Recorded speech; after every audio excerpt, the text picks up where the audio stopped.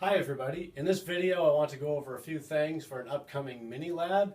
In this particular mini lab, what we're going to do is we're going to start actually by making predictions based on a conceptual problem. So for example, let's say in this conceptual problem I have a circuit diagram that looks like this.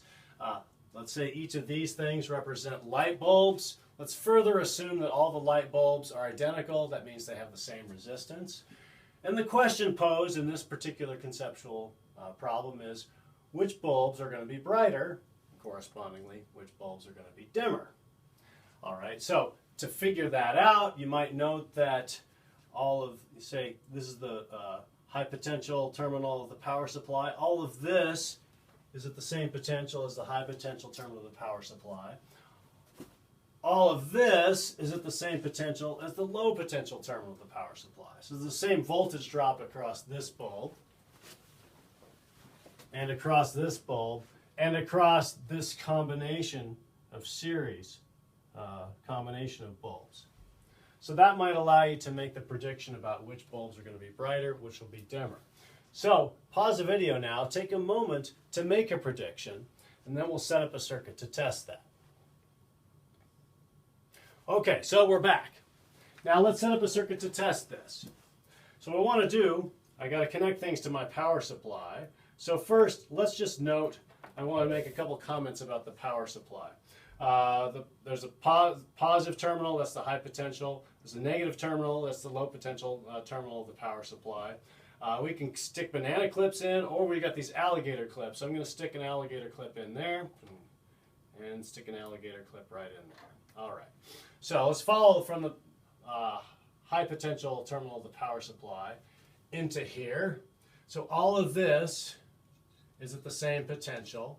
That's like representing, this is like representing this wire. And then all of this is at the same potential. Great. So then low potential terminal of the power supply.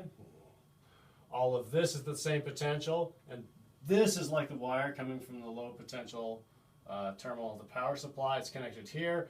All of this is at the same potential, so it's on the other side of these bulbs. That looks great.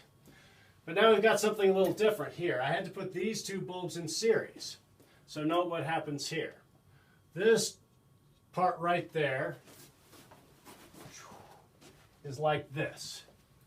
Then we go through the first bulb, boom.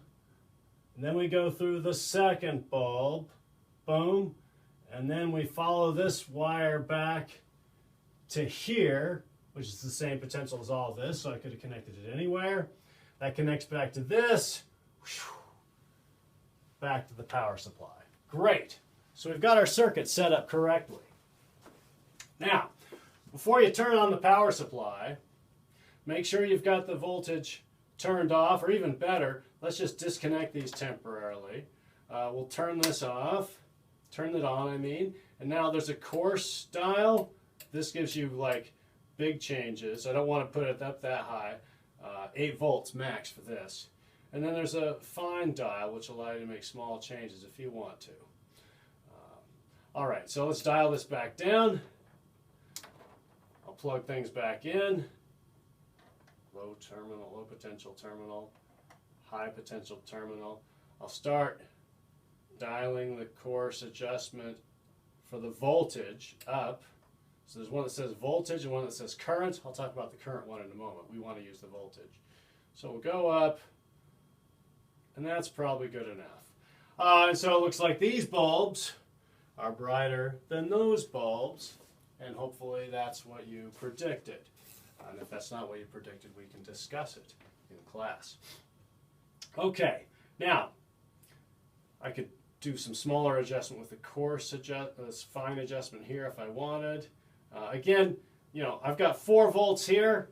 That's plenty for this experiment. There's some you might need more than 4 volts, but try to keep it under 8, because when you go over 8 volts, you'll start blowing out bulbs. If you've got a single bulb with an 8 volt voltage drop across it, these bulbs will go. Okay, so now what about this current? I'm only going to mention this now because it could be a part of a problem. These particular power supplies are set up so that you can limit the current or even adjust the current So what I'm going to do is, so if you turn this down, you might have a situation where you're changing the voltage dial and nothing happens. Well, that's because your current will be turned down. It'll be limiting the current. So what I would do is I would just start with the voltage dials turned all the way down. You can have the current dial turned up and then just slowly work the voltage dial, turn it until you get the voltage you want. Rather than like having to worry about the current dial, just leave the current dial turned up and slowly adjust the voltage dial till you have it where you need it.